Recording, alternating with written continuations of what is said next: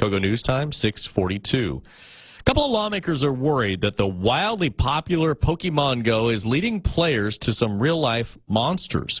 Joining us on the Kogo News Live line is assistant professor of the School of Criminology at Tarleton State University in Fort Worth, Dr. Katherine Brown. And doctor, how is this game either causing problems or potentially causing problems?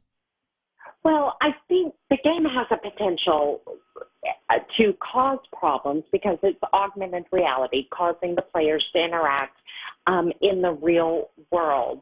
One of the biggest concerns that I've heard is that players can purchase Poke lures, which for a very small amount of money, which they can throw out at their location of their own choosing and lure other players in to catch Pokemon. And I know some states are incredibly concerned that this game would put children either in contact with sex offenders or in locations that are in close proximity to sex offenders. So if you know, do you know if there have been any cases where these children have been lured to the homes of sex offenders? I have not heard of any reports of that. Obviously, offenders are going to use means available to them to lure a child in because they're already predisposed to that.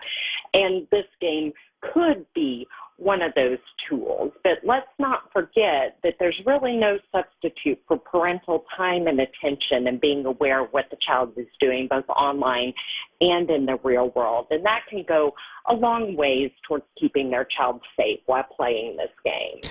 Well, let's get into the mind of the sex offender for a minute. If they are, confined to their home, whatever their punishment is there a chance that they could really use this game to lure more victims in?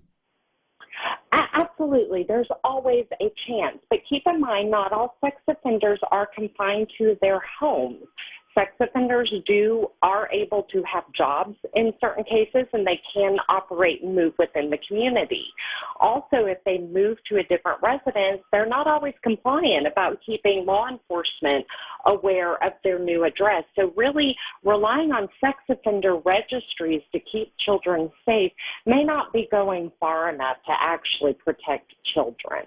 I'm reading a little thing here that says the characters randomly generated by Pokemon appeared 57% of the time at level 2 or 3 sex offenders' homes. Does that disturb you? Absolutely, it disturbs me. I mean, anything that puts children in close proximity to people who want to prey on them is concerning.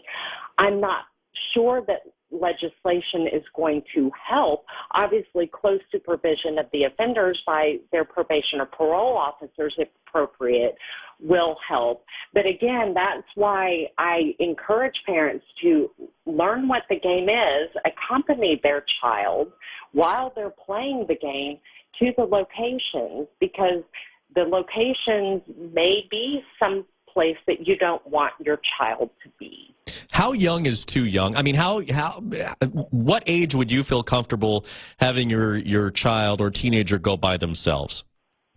Well, I think that's really an individual decision for the parent, because it also depends on the maturity of the child and the environmental awareness of the child. Keep in mind that games like this really shouldn't be marketed to children under the age of 13. But of course, with a parent supervision, going with the child playing the game together can be a bonding activity. So I think that really is up to the parent. Obviously, children really should be supervised. And keep in mind that old warning of stranger danger. Having that talk with your child may not work, because a stranger playing the same game that the child enjoys may not appear to be strange to that child. So really, communication, supervising the child, going with them, checking the locations, maybe downloading the game and playing it with the child may be a better option for parents.